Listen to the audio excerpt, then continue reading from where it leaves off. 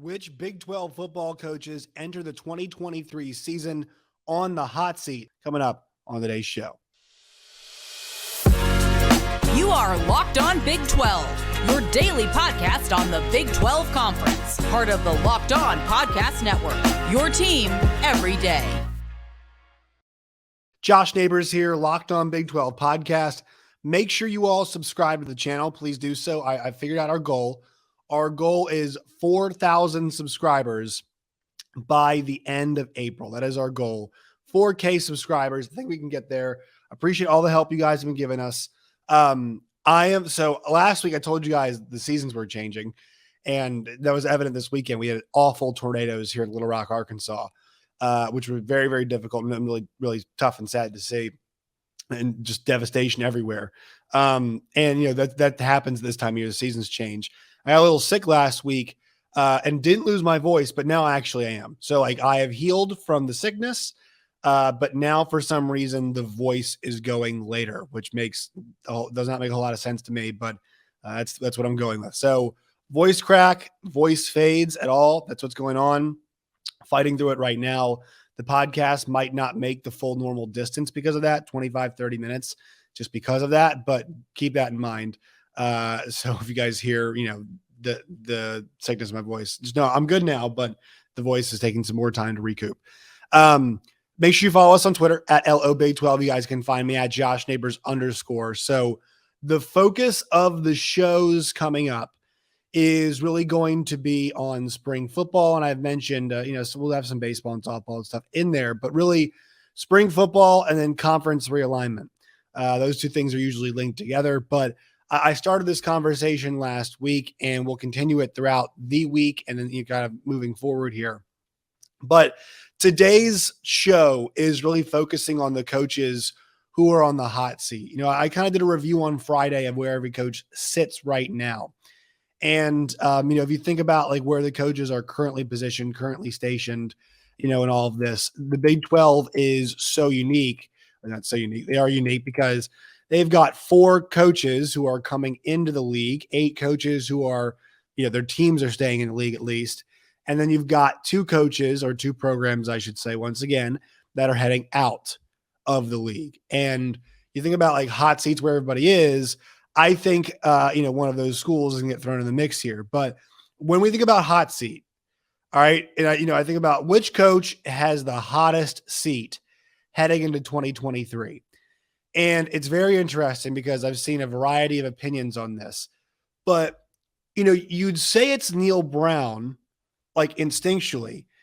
The pushback part of that is he so far gone that like we're past the seat warming part, right? There's not really a dialogue about like Neal Brown, there's not really a for and against camp. Like at this point in time, guys, we kind of know Neal Brown has not worked out at West Virginia. Now, if he can rescue it with a 9-3, a 10-2, then it's a totally different conversation. But 8-4 is a sign of progress. But I've mentioned this before, like they have not carved out an identity at all. And so I think with them, the recruiting's been okay. They haven't carved out much an identity. A lot of people have, they've had a tough time retaining coordinators, coaches. Quarterback situations kind of in flux. Their defense has not been fantastic. Their offense has had some skill players, but the consistency, especially the quarterback position, has not been there for them at all last couple of years. And it just seems like because they hired a new athletic director that they're just waiting for, the year to go by and for Ren Baker to kind of gather some data on the job that he's taken over and accumulate his thoughts. And then he can make an informed decision about what he wants to do with the future of the West Virginia football program and selecting a new leader. At least that's my read on it. This is also a guy too in Ren Baker who said that he's going to have a conversation with Bob Huggins, who is a Hall of Famer, who just took West Virginia to another NCAA tournament. And he said there's going to be a conversation there about Bob Huggins' future. Now, whether it's about, Bob, you're good to go, you're staying here, I think that's probably more the conversation. It's more about what's the exit strategy, what's the plan, do you jive with how college basketball is heading, with how transfer portal heavy you have to be? And look, Bob has been transfer portal heavy before, but how a lot of coaches have left. I've mentioned this before. Coach K, Jay Wright, Roy Williams all got out, right? They all exited and said, I'm not for me anymore. Jim Boeheim was shown the door. Not saying Bob is in that spot. They had a decent season this year, but age-wise, it's not like they're making deep runs of tournament all the time now. So maybe they are going to start considering a change there, but these are the things that Ren Baker is having to deal with now as he assumes the position of the big dog, the leader. To use a wrestling term, the big dog. He is now the leader there. And this decision, though, I think is like the easier one because it almost, at least, whether Neal Brown stays or goes, because it's almost been made for him. Right? I mean, at this point in time, Neal Brown should go. There is no real justification for Neal Brown remaining past this year, besides the fact that Ren Baker was in flux. Think about his time there: 5-7, 6-4 in the COVID year, 6-7, 5-7, 22-25 overall, 14-21 in the Big 12. He did win a Liberty Bowl back in 2020, once again, shortened season. And so he's not won more than 6 games there. And this is a program that obviously wants to be, a better spot than that. And so I've mentioned this before too, as the league begins to change and as it's changing currently right now, you want to be in position to be competitive and you don't want to have to be doing a reset. Because the thing is, like, BYU, I think at least BYU, Houston, UCF, Cincinnati are going to be doing somewhat of a reset, or at least you think they would, because they're just not used to this. Like maybe a Cincinnati starts 5-0, for example, there. I'm not saying they will. But then, they're going to have to get used to not having, like, it's not Navy, ECU, Tulane, and look, those schools have had good teams, but like occasionally some of those are just doormats. And that's not the case anymore, especially if KU is any good. I was wearing my Kansas football shirt today. If KU retains any level of decency, I mean, there's like really no easy games. I mentioned this before, mentioned it again about Iowa State last year. If they'd scored 20 points, in every single one of their games, they would have won like 8 games, right? Their defense was just unbelievable for a majority of the season last year. And now there are no easy games in the Big 12. You might smoke somebody, but like on paper, none of these games now are easy at all. And so, a K-State, TCU, Kansas stretch is much more difficult than a Tulane, ECU, and, whoever else you went to, Navy stretch. And so those schools will be adjusting. Do you want to be adjusting? Do you want to be in an adjustment period, or do you want to be ahead of them in that adjustment period? And look, because I think the situation with Shane Lyons and then going to Ren Baker now, it looks like that they are going to be caught in the adjustment zone. Because Neal Brown, it feels like, does not have a roster worth, saving a job. And I think the standard there for saving a job, because like, what is really progress? Like, what do they have to hang their hats on? Are they getting good coordinators all the time? Are the recruiting classes super strong? Are they like the last one they had? Are they getting super strong recruiting classes? And so that's the part about this is like, if there was a trajectory, it'd be fine. But even at an 8-4 for Neal Brown next year, you're like, all right, what is I mean, I guess it'd be hard to fire him at 8-4, but you're a West Virginia fan. You're like, all right, what are we doing though? Like, what are we actually accomplishing with that 8-4? Once again, it's going to depend on how they look, but is their standard changing because he hasn't done very well? Is the standard just the standard? And like, we should be winning 8 games. I think it's a huge question, but it just, to me, it feels like with the way things have set up, and look, I know teams can come out of nowhere and make runs, but the way that program is set up right now, it's hard to have a very good feeling about where things are headed for them in an overall sense, from the overall standpoint, overarching. So I'm in the camp right now. I thought Neal Brown should have been gone. I understand why they kept him, but he's still there right now. So I guess you could say his seat is hottest, but it's almost like he shouldn't even be there right now. So it's like, all right, things are heating up where the seat was hot and we're all kind of like, this should have been over.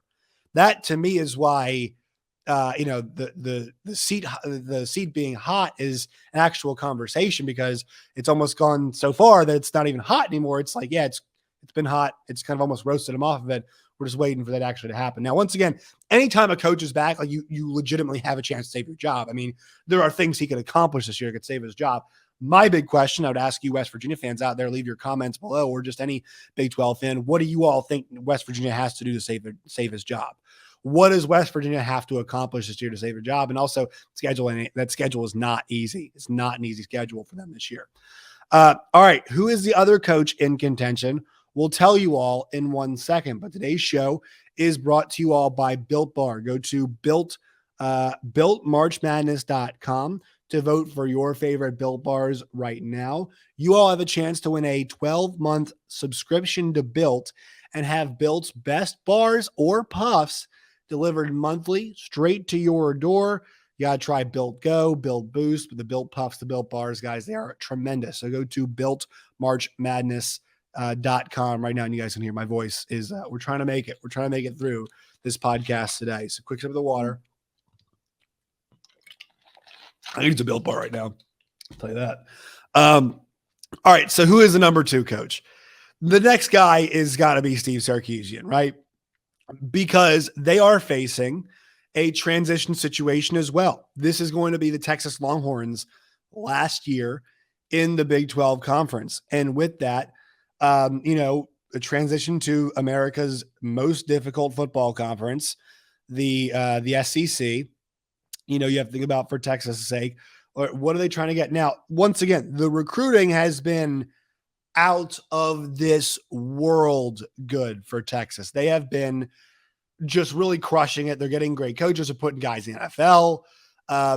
It looks like they've repaired some stuff on the offensive and defensive lines. But the issue for them is the overall record, 5-7, 8-5. Good enough for 13-12, 9-9 in the Big 12. And so now when you begin to look at the body of work, it is not good enough, sure. But the big question becomes, are they set up to win this season? Are they set up to, and I think for a lot of them, they were nearly on the doorstep. I mean, they put the pressure on that last Friday of the season. They put the pressure onto Kansas State. Kansas State had to win that game against Kansas to get into the Big 12 championship game. So Texas was right there, but Texas doesn't see themselves as right there behind Kansas State and behind TCU. And they've been behind a whole lot other Big 12 schools in the last few years. They see themselves as a team that should be making trip after trip after trip to the Big 12 championship in Arlington. They just aren't that group right now. A schedule that features at Alabama, at Baylor, and Red River in the first 3 games. I mean, they've got 3 trips. Now, luckily for them, it's, 2 of those games are in the state of Texas. But Alabama, and look, I'm interested to see how that one goes, at Bryant-Denny Stadium. But we saw him last year play him dead to rights. We're going to play him, I guess lockstep is the way to say it. And then Bryce Young and Jahmyr Gibbs in the end of that game, just fantastic stuff, won that football game. But, Quinn Ewers gets knocked out, and there's a whole lot of if, ands, and buts about that one. They're at Houston, they're at TCU, and at Iowa State. The nice thing for them is only 2 road games require trips out of the state of Texas. Only 1 road game in conference requires a trip out of the state of Texas. But still, with their schedule, you think about it think about teams top half of the league last year. They drew Baylor, they drew Oklahoma, they drew Kansas State, they drew TCU, they drew Texas Tech. They drew every single team that finished in the top half of the league last year. Now, that doesn't mean all these teams were awesome. It doesn't mean these teams were gangbusters, but there is a challenge if you draw all of these teams that were top half of the league last season. Because you know why? The problem? They're good. And also a lot of these teams, Texas Tech liked their year, TCU liked their year, as did K-State, but OU did not like their year. Baylor did not like their year either. And those are 2 schools that they beat them both last year. They just kicked the absolute, out of Oklahoma last year, and they handled Baylor pretty well, I thought, last year as well. So for them, rolling on, moving forward, it's a schedule that those games are there. But the nice thing is, it's Rice, then Bama, then Wyoming, then Baylor, then Kansas, then OU. Right, so it's manageable. And then it's at Houston, BYU. They've got the stretch of Kansas State at TCU at Iowa State back to back to back. I've got no idea how good Iowa State's going to be, but when you're on a run like that, and I have to see, actually double check when the bye week for them comes in. They're October 14th bye. So they have got, let's see, 1, 2, 3, 4, 5, 6 games to close out the year. So Yeah, so they have a bye kind of the right time, but that's a tough stretch at the end of the year when you're banged up. K-State at TCU at Iowa State, then Texas Tech at home. Tough stretch. Now, my expectation is they should be in a Big 12 championship game. If they make a Big 12 championship game, I think you retain Steve Sarkisian. Because here's the thing, guys, too. Like the standard for some of these schools, like at Texas, might change because there's going to be when we get the 12-team playoff, there's going to be a whole lot of, all right, we got there. It's like we can get there. We got there. We're getting there. Are we winning basically, right? So there's going to be like, all right, if we're not making the college football playoff with 12 teams, we should fire our coach. I'm not saying it should be Texas standard, but like they think it should be, I think. So they might start doing that when they reach the SEC. Now, I think it's hard in the SEC because it's the SEC, but they're going to get more teams in than most leagues. So there's that to consider as well. They're going to be schools that, might say, well, we keep getting to a 12-teamer, but we keep losing. And we can't accept that. We're done with all the first round exits and whatnot. Now, that might be your upper crust. That might be your post Nick Saban, Alabama. That might be your Ohio States of the world. That could end up being your Clemsons of the world.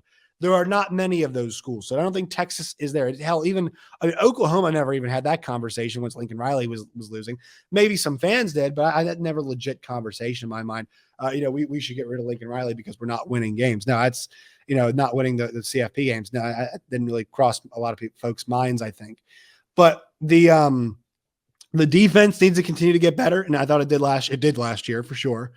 The offense needs to be more consistent. Obviously, for this team, the one thing for them, it's been the difference maker the last couple of years, is the lack of consistency at that quarterback position. The lack of consistency at quarterback for them has been the difference maker. They have gone through Casey Thompson. They have gone through Hudson Card. They have gone through Quinn Ewers. And really not able to find balance. Now, it has to be noted that part of that is due to injury, but part of that also was due to inconsistent play from Thompson, from Card at times, from Ewers at times as well. All of those things factored into this. They bring Arch Manning in. They have Malik Murphy there. They've got to nail that.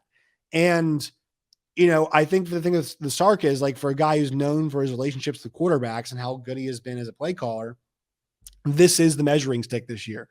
They have got a ton of weapons, especially in receiving. At running back, it's going to be interesting to see. But, I think a lot now, modern football, I guess always football, but like, especially modern football, we look at running back play. So much of it is a function of how good your offensive line is. And I believe their offensive line continues to improve. Now, there'll always be questions there, but the caliber of player they have playing for them up front is much better. Kelvin Banks is going to be first-round pick, it looks like, and he's got 2 more years. He's got to be in college, right? Cole Hudson as well looks like a guy they really like. Bringing in guys this year they really like. They'll be able to hit the portal if we get guys as well. Defensive line, they've got some options. Obviously, linebacker can need to grow. Like, they have a chance to control the line of scrimmage on both sides of the ball. They have a chance to run the football well, and they've got a lot of talent at wide receiver and a lot of talent at quarterback. It's just a matter of making it happen, because the problem is for them, they do not have a whole lot of experience at quarterback of guys that have played a ton of reps. Now, I think for Quinn Ewers, we got to give him not a pass because he got worse, but he also dealing with injuries. But like, the guy had never been a quarterback before in college, and he got it under his belt, and I think he should be the presumptive starter heading in. Somebody's got to beat him out. Somebody has to be better than him to beat him out, I think, like demonstrably better. I don't think it's going to be a thing where it's like, well, Arch gives us more upside. No, you've been carouseling guys for the last 2 years. I know Quinn was kind of the guy last year, but you kind of been carouseling guys in that spot for injury or whatever reason. But now I think it's time to settle on a guy. And that's what they're going to have to do. That's the challenge of this offseason for Steve Sarkisian, whether it be Malik Murphy, whether it be Quinn Ewers, whether it be Arch Manning. You've got to settle on a guy so everybody knows the guy is. Gabe Eichert, my friend over from, our former Oklahoma offensive lineman, and also obviously former player, now analyst, I should say, always says you got to know who the guy is. Knowing who the quarterback is important for all the players in the team, because you know the guy that you are rallying around. That is uber important, he always says. And I agree with him on that. It's very important to know who is the guy that we are all supposed to circle around and say, all right, that's our dude. That's QB1.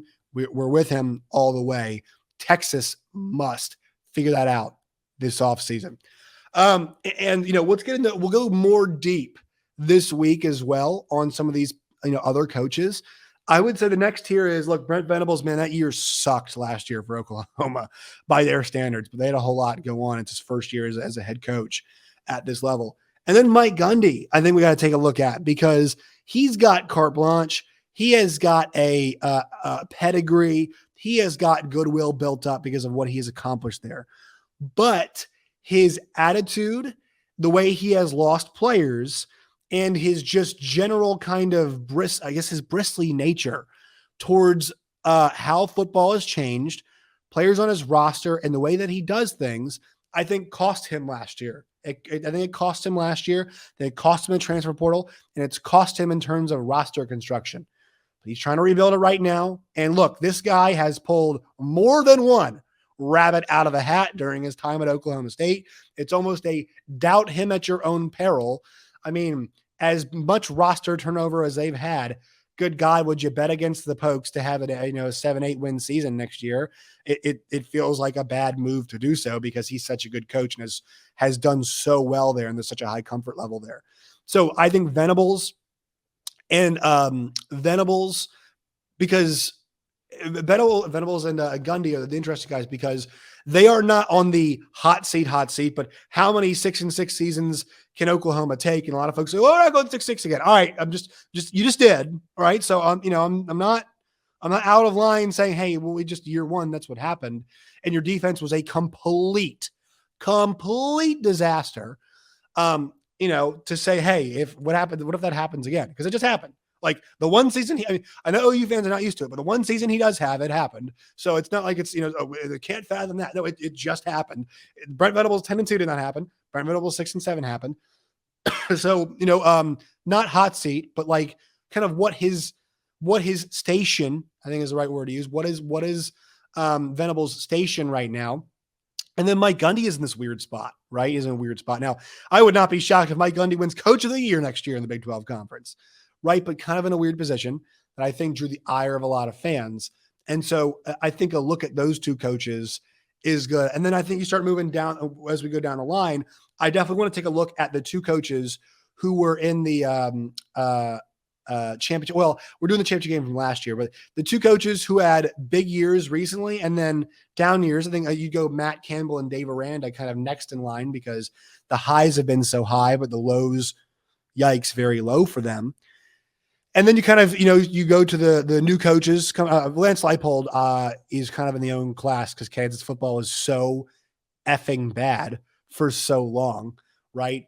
And so we'll hit on them, and they just has this, the 2-year run they've been on. They're in a weird spot because they're Kansas football. Not a weird spot, but like he should be judged differently because of how Kansas is valuing football compared to basketball. You've got the group of new coaches who I think we should evaluate together, and then you've got the returning champion coaches from last year, and champion coaches, the coaches in the championship game. You've got a conversation to be had there when we talk about Sonny Dykes at TCU, and then Chris Kleiman at K-State. So kind of the position of all these coaches. But when it comes to the hot seat, there's no doubt Neal Brown and Steve Sarkisian, they take the cake in terms of who is feeling the most. Oh, no, I got Joey McGuire too. Sorry, I left him out. But Joey's arrows pointed up. I feel like we don't have to worry about him at all at this point in time. So yeah, a lot of interest here. I mean, this will be a lot of fun today, and I'm glad we're getting back to football on the show. Make sure you guys follow us on Twitter at LO Big 12. You guys can find me at Josh Neighbors _. Fingers crossed the voice makes somewhat of a recovery. All right, fingers crossed for that. Make sure you guys subscribe. Our goal is 4,000 subscribers by the end of April. Help us get there by subscribing today. All right, that will do it for the show. Till next time, my friends, as always, stay safe.